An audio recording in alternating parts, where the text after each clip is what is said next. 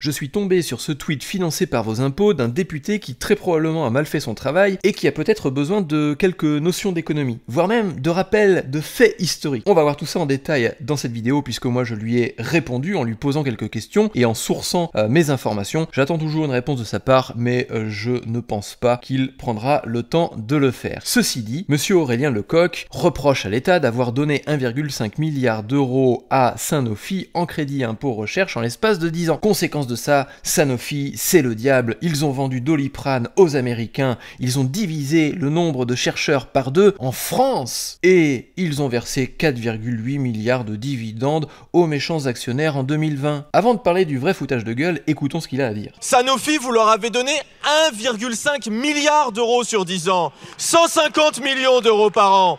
Et non, cet argent, ils en ont pas fait de la recherche puisque, et ça a été rappelé par le collègue Sansu, ils ont divisé par 2 le nombre de chercheurs. La gauche, la France insoumise, a quand même une facilité particulière d'insulter ses collègues. Et ça, je trouve ça inadmissible dans un endroit qui représente quand même la France. Est-ce que tu te vois à la machine à café traiter ton collègue de Sansu parce que tu partages pas les mêmes opinions? Revenons sur le problème des chercheurs. Une entreprise, pour pouvoir être compétitive, a besoin de rechercher des informations de telle sorte à mieux construire son produit. Et cette recherche peut être faite de différentes manières. Tu peux effectivement payer plus de chercheurs, mais tu peux aussi utiliser les dernières technologies qui te sont mises à ta disposition pour pouvoir accélérer la recherche et être plus compétitif que les concurrents. Et donc Sanofi pourrait très bien faire le choix d'allouer une partie de ce budget-là à l'intelligence artificielle. Alors je vois une partie des personnes dire « Ouais, mais bon, ça fait 1 ou 2 ans que l'intelligence artificielle ça existe. » Non, c'est pas parce que tu sais utiliser ChatGPT depuis 2 ans que tu es consommateur en bout de ligne que l'intelligence artificielle est arrivée qu'il n'y a que 2 ans. Ça fait beaucoup plus longtemps que ça que l'intelligence artificielle existe et très probablement que des sociétés aussi grosses que Sanofi l'utilisent depuis un moment. Maintenant tu as le choix. Tu peux effectivement payer 10 chercheurs pour faire une recherche qui sera très certainement mieux faite par l'intelligence artificielle, et pour preuve, les informations que moi j'ai récupérées, c'est l'intelligence artificielle qui me l'a donné, et que les informations qu'il a données sont probablement fausses, et je sais pas comment est-ce qu'il l'a utilisé, mais il aurait pu utiliser ChatGPT. Ceci dit, tu peux payer un chercheur spécialiste en intelligence artificielle qui fera effectivement le travail de 2 voire 3 autres chercheurs. Mais si les autres chercheurs ne font pas l'effort d'évoluer en fonction des technologies, eh bien il est tout à fait normal que ces personnes-là n'ont pas de contrat renouvelé. Mais continuons à écouter ce qu'il a à dire. Et en même temps... je pense qu'il a essayé de faire un effet un peu théâtral et il a brouté. Ils ont versé des dividendes. Non mais t'as pas l'impression d'avoir un gamin en face de toi, dans une cour de récré, et en même temps, tu m'as piqué mon goûter, en même temps, ils ont versé des dividendes. On paye des mecs 7000 € par mois pour avoir même pas la possibilité de parler correctement devant une assemblée. Et c'est pas des inconnus, c'est des personnes avec qui ils travaillent tous les jours, donc il peut pas être timide sur ce sujet-là, il peut pas avoir de gêne, il peut pas avoir de stress à exposer son problème, puisqu'il connaît les personnes avec qui il travaille. Mais en même temps, quand t'insultes tes collègues, peut-être que tu peux avoir une gêne effectivement. 4,8 milliards en 2020, donc on leur donne 1,5 milliard d'euros, ils virent des chercheurs à côté, ils versent des dividendes. Alors, faut vérifier cette information, à mon avis, ils ont pas viré les chercheurs, ils n'ont tout simplement pas reconduit les contrats. Et à la fin, ils vendent le Doliprane aux Américains, et nous on considère que tout va bien, il faut continuer comme ça. Bah oui, tout va bien, et c'est normal qu'ils ont vendu Doliprane aux Américains. Si tu as une entreprise en France qui a du matraquage fiscal, à qui on va imposer toujours plus lourdement, année après année, d'impôts, de taxes, de contraintes administratives, bah en face, t'as un pays où il n'y a quasiment pas de taxes sur les entreprises, au niveau fiscal, c'est ultra simple, au niveau administratif aussi, eh bien ils ont un pouvoir, une force de feu que les Français ne peuvent pas avoir parce qu'on leur met des bâtons dans les roues. Et donc ils ont une pression beaucoup plus importante qui leur permettent de mettre des thunes sur la table pour pouvoir acheter Doliprane. Bon, on va arrêter avec son discours qui, au final, se transforme en foutage de gueule, et on va rentrer un petit peu dans les détails. Effectivement, l'État a donné 1,5 milliard d'euros à Sanofi en crédit impôt recherche. J'aimerais bien rechercher qui a mis en place cet élément-là. Ah, François Mitterrand, c'est pas un gars de gauche, ça? Non, parce que, bon, voilà, je veux pas dire, hein, mais il faut quand même rechercher ces informations. Donc, retour de bâton, c'est quand même la gauche qui a mis en place ce système-là, qui a accepté que les entreprises soient financées avec ce système-là, mais ils n'ont pas fait leur travail jusqu'au bout.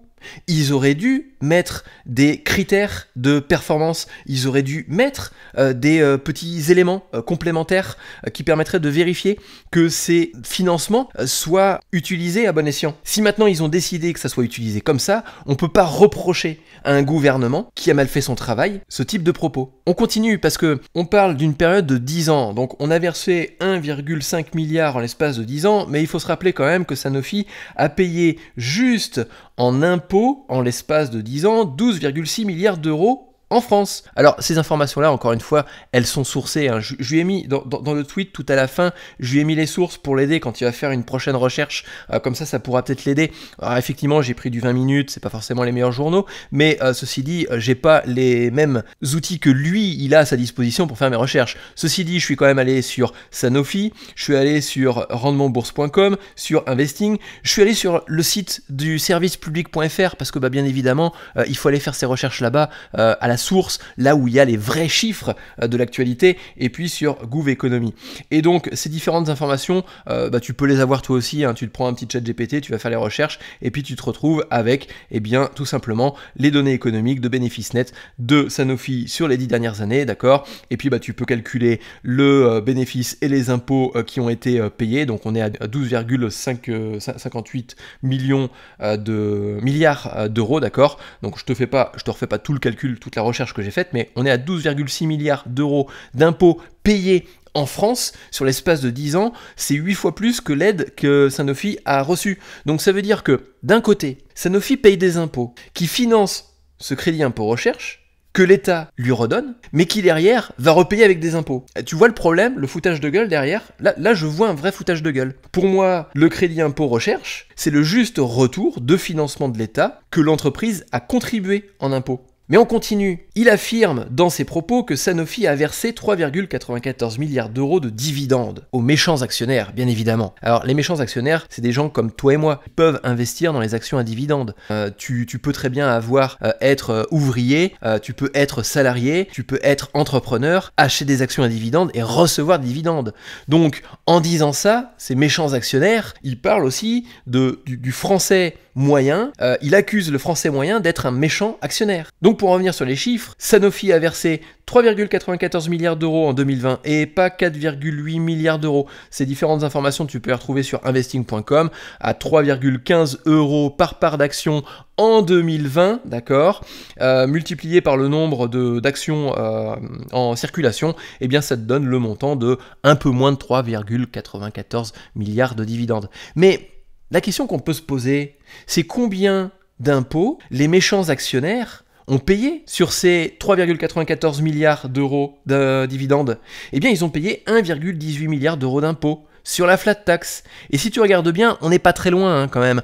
Sur juste une année d'impôts sur les dividendes qu'ils ont reversés aux actionnaires, les actionnaires ont payé 1,18 milliard d'euros d'impôts, ce qui est à quelques coups de pelle près le montant qu'ils ont versé sur 10 ans. Là, je te parle d'impôts sur 1 an, et là, je te parle de financement sur 10 ans. Et si on va plus loin dans le trip, puisque notre cher député prend une période de 10 ans, eh bien, avec les calculs que tu peux faire avec ChatGPT, je te laisse aller chercher les informations, les méchants actionnaires ont payé 12,33 milliards d'euros d'impôts juste en flat tax. Donc ça veut dire que juste avec les dividendes, on est encore une fois à 8 fois plus que l'aide que Sanofi a reçue. Ce qui veut dire qu'en l'espace de 10 ans, Sanofi a payé 12 milliards d'euros d'impôts et les actionnaires 12 milliards d'euros d'impôts. On est sur un petit montant de 24 milliards, où l'État a contribué à 1,5 milliard. Alors, peut-être que je me trompe à 1 ou 2 milliards près,